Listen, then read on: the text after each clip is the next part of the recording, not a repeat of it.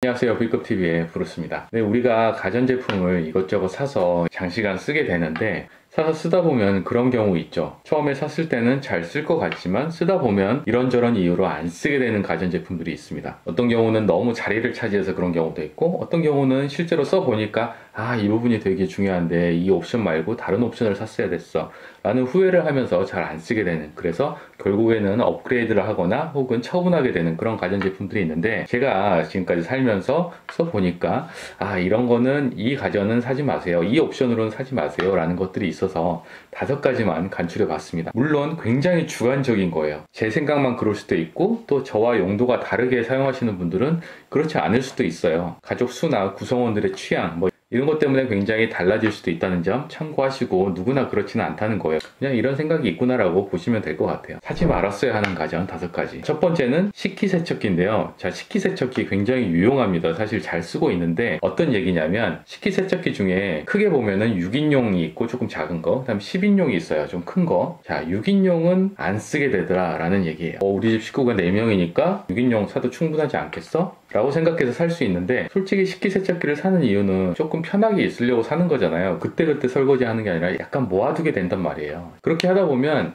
머그컵이나 식기들이 굉장히 많이 쌓이게 되는데, 자, 그럴 때 6인용과 10인용 차이가 많이 납니다. 그래서 저는 식기세척기를 산다면 반드시 6인용 작은 거 말고 큰 거 10인용으로 가시라 라고 말씀을 드리고 싶어요.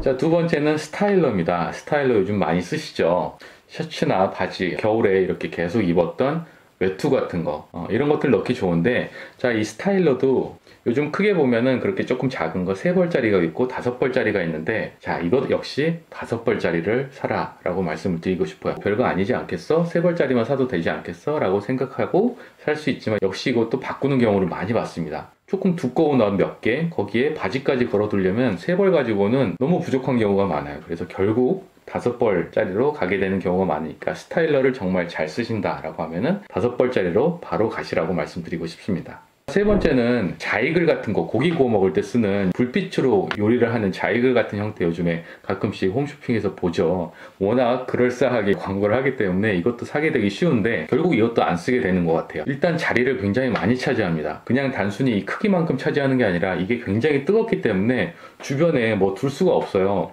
손도 뜨겁고 다리도 뜨겁고, 당연히 다른 음식을, 반찬 같은 걸 그 주변에다 두면은 같이 뜨거워지니까 생각보다 이게 치워야 될 공간이 생각보다 많아요. 커요. 자리를 굉장히 많이 차지하는 이 이슈로 잘 안 쓰게 되는 경우가 많았습니다. 그리고 고기도 빨리 익지도 않아요. 그렇다 보니까 그때그때 구워 먹고 할 때 결국에는 불편해서 안 쓰게 되더라고요. 저는 그냥 자이글보다는 그냥 불로 하는 게 결국에는 더 편해서 양면팬 있죠. 그 해피콜 같은 데서 나온 양면팬. 저는 삼겹살 구워 먹기 굉장히 좋은 게 그런 양면팬이었어요. 양면팬이나 혹은 구이바다 같은 거 있죠. 집에서도 쓰기 좋거든요. 캠핑 가면서도 쓰지만 집에서도 쓰기 좋은 게 구이바다 같은 종류라서 차라리 그런 걸 추천드리고 싶어요. 그다음 네 번째는 착즙기입니다. 착즙기. 이것도 건강을 생각해서 굉장히 잘 쓸 것 같아서 사게 되지만 결국에는 그냥 블렌더를 쓰게 되더라. 믹서기 있죠. 착즙기가 꽤 이것도 정성이 필요하고 부지런해야지 쓰겠더라고요. 그리고 그렇게 착즙해서 먹을 일이, 물론 정말 일상으로 매일처럼 그렇게 드시는 분들은 유용하게 쓰실 거예요. 근데 순간의 유혹으로 나는 건강하게 앞으로 좀 이렇게 즙을 만들어서 먹을 거야 라고 생각한 분들은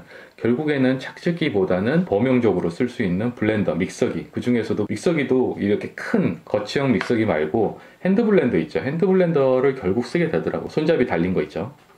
방망이라고 돼 있는 것도 있고, 필립스나 이런 데서 만드는 것들 많습니다. 결국에는 그걸 쓰게 되더라. 그래서 착즙기도 저는 추천드리지 않습니다. 마지막으로 5번째는 그 전자동 커피 머신이에요. 원두 그대로 이렇게 붓고 버튼 하나만 누르면 커피까지 완전히 다 만들어지는 것도 있잖아요. 전자동 커피 머신 많은데 이것도 저도 몇 년을 쓰다가 결국에는 지금은 다 없앴어요. 이게 청소가 진짜 어렵습니다. 사용 설명서 보면 스케일 용액 넣어가지고 이렇게 하면 된다라고 하는데, 가끔씩 이렇게 통을 비우거나 이럴 때마다 조금만 그거 게을리해도 안에 곰팡이 끼고 이러거든요. 다 모든 게 자동이다 보니까 그렇게 되기가 쉬워요. 이런 거 몇 번 경험하다 보면은 안 쓰게 되더라고요. 내가 이런 걸 마시고 있단 말이야. 이런 자괴감도 들면서 결국에는 안 쓰게 돼요. 집에서 그냥 커피를 드시고 싶은 분들은 저는 주변 사람들한테 추천하는 게 그냥 캡슐 머신입니다. 캡슐로 바로 가라. 캡슐이 아니라 조금이라도 이렇게 만들어 먹는 재미를 느끼려면 원두 바꿔가면서, 그럴 때는 반자동 있죠. 수동이라고 볼 수 있는, 그렇게 그라인더 갈아가지고 따로 커피를 내릴 수 있는 반자동 커피 머신으로 준비를 하시라고 추천을 드려요.